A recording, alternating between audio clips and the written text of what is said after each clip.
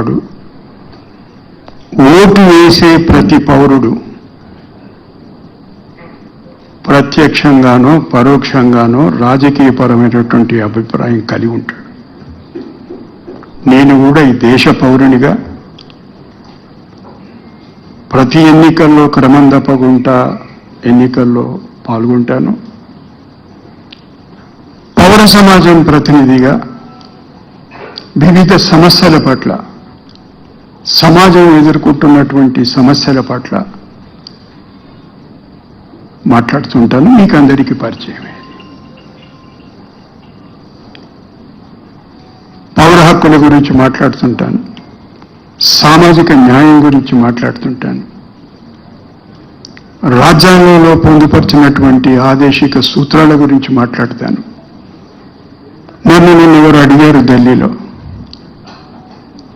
ఏమండి ఫలానా ఆయన మిమ్మల్ని ఫలానా అంటున్నాడు కదా. ఆదేశిక సూత్రాలు చదవండి ఒకసారి. ఆదేశిక సూత్రాలు అమలు చేసే ప్రభుత్వాలు, వాళ్ళు తెచ్చేటువంటి విధి విధానాలు, ఒకవేళ అవి అదే సిద్ధాంతం అయితే నేను ఆ సిద్ధాంతానికి చెందినవాడిని. ప్రాథమిక హక్కులతో పాటు ప్రభుత్వాల మీద బాధ్యత ఉంది. ఆదేశిక సూత్రాలు అమలు చేయాల్సింది.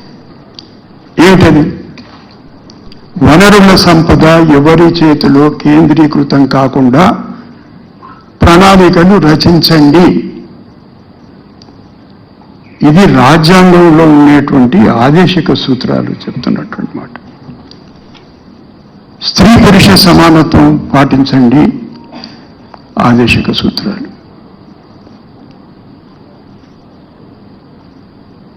వీటిని అమలు చేయమని అడిగితే, వీటి గురించి మాట్లాడితే మీరు ఫలానా ఏదో ఇదో అంటే, ఇంతకుముందు నన్ను ఎవరు మిత్రులు అడిగారు, నీకేమన్నా బాధ కలిగిందా అని. నాకు అసలు బాధ కలగలేదు.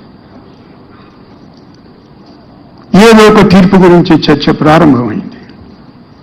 నేను ఆ చర్చను ఆహ్వానించిన.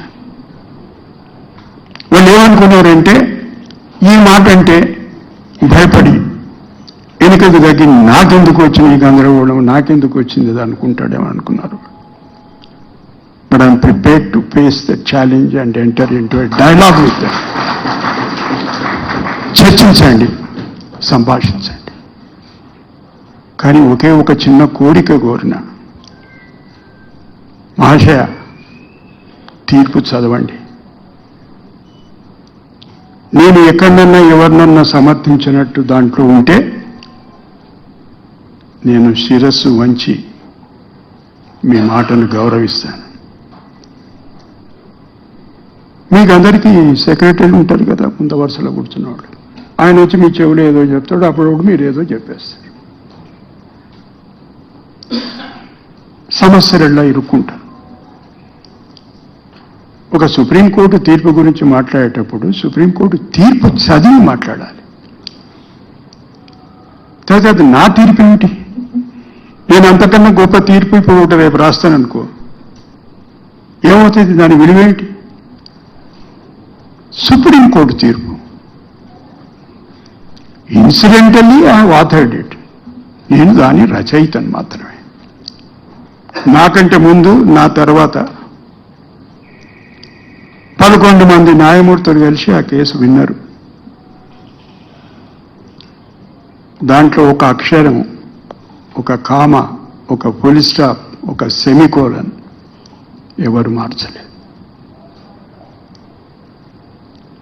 ఈ విషయాలు తెలుసుకొని ఉంటే అటువంటి భాష, పరిభాష, ఆ పదప్రయోగం జరిగి ఉండేది కాదు. ఇది ఒక అంశం. ఇంకేమైనా కారణాలు ఉన్నాయా? మీరెందుకు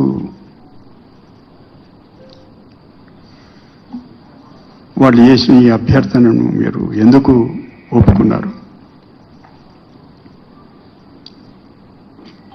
రాజ్యాంగం,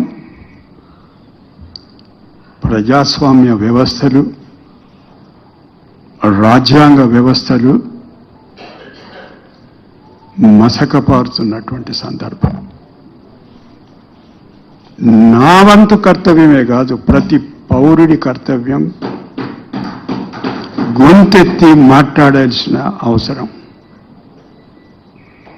నేను దీన్ని 53 సంవత్సరాలుగా ఎట్లా మోసుకొని తిరుగుతున్నానో మీరందరూ కూడా అదే మాట మాట్లాడాల్సినటువంటి సందర్భం.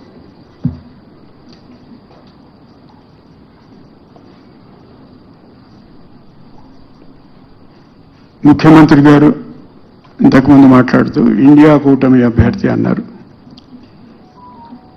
సార్, ఒక చిన్న సవరణ. ఇప్పుడు నేను ప్రతిపక్ష పార్టీల అభ్యర్థిని. అరవింద్ కేజ్రీవాల్